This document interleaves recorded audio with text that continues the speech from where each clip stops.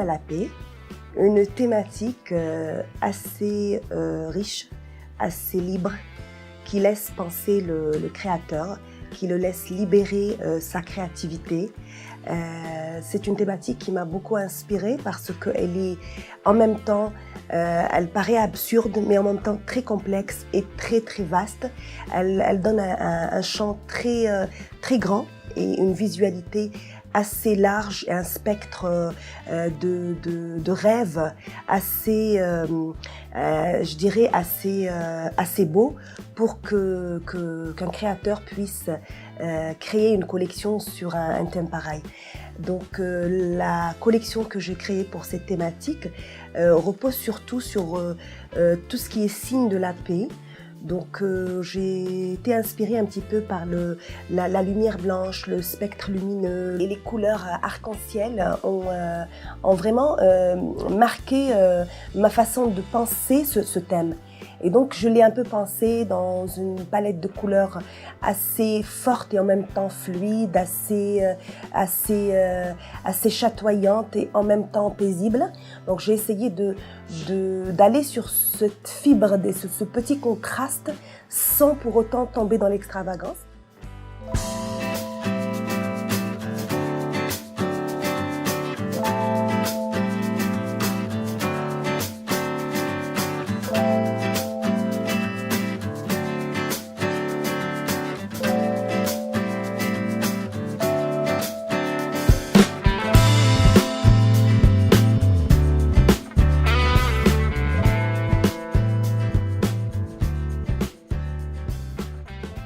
Alors, les matériaux favoris, et comme vous l'avez suivi avec moi, c'est toujours les unis. J'aime bien travailler sur les unis, les fluides, les dentelles, bien sûr. Sur mes collections, on remarque beaucoup de dentelles et de clijas.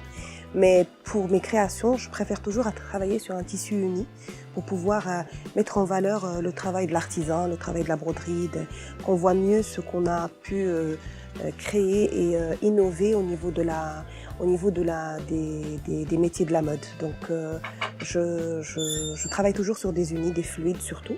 Donc comme vous avez remarqué, j'ai choisi toute une gamme de crêpes georgette, de soie et de mousseline avec leur satin de soie pour une collection qui va se préparer pour Ramadan. Donc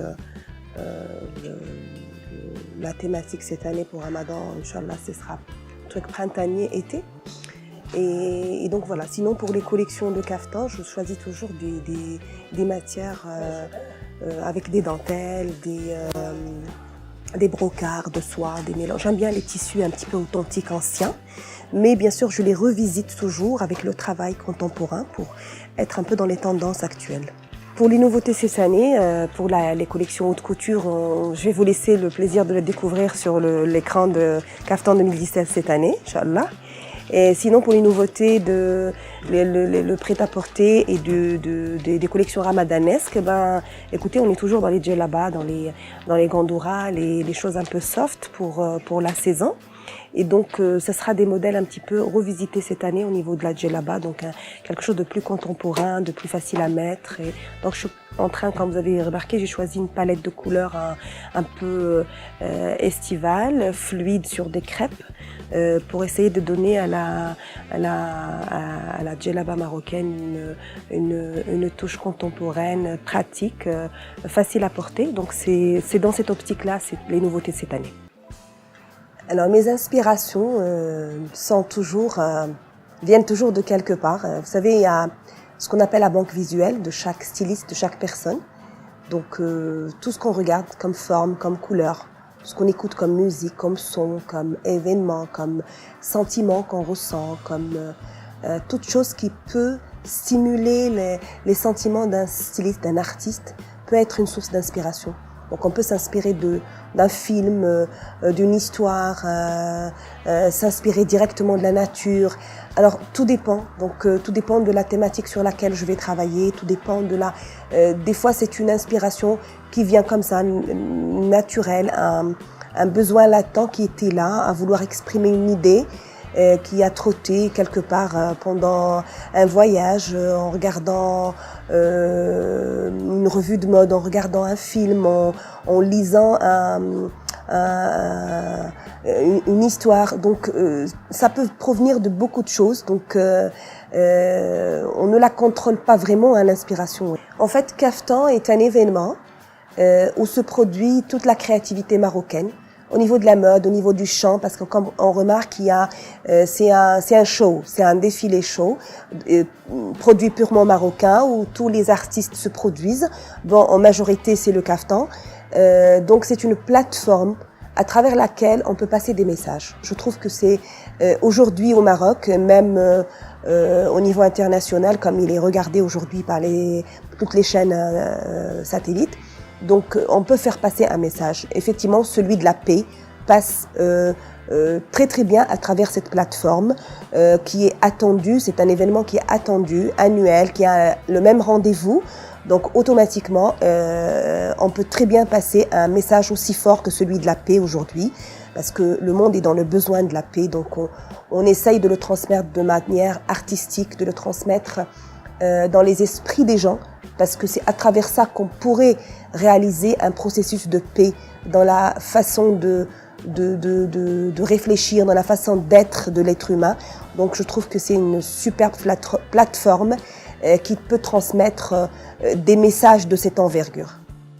Le Kaftan reste toujours l'événement mythe du Kaftan.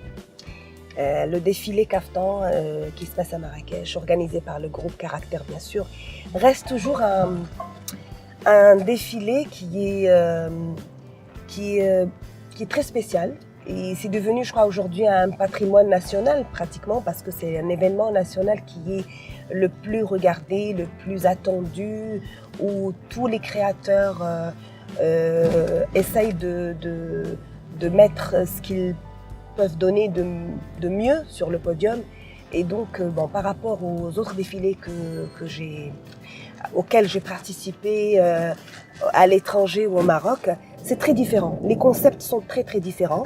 Donc Kaftan reste un défilé mythe pour moi, donc reste entre guillemets le meilleur, parce que l'organisation est conçue pour ce vêtement qui reste un mystère. Donc quand on participe à des défilés à l'étranger, c'est très différent. On participe avec des stylistes qui font autre chose. Donc au niveau de la présentation des collections, les choses sont différentes. Je ne dirais pas meilleures, mais différentes. Mais pour moi, Kaftan reste le sommet de la créativité marocaine.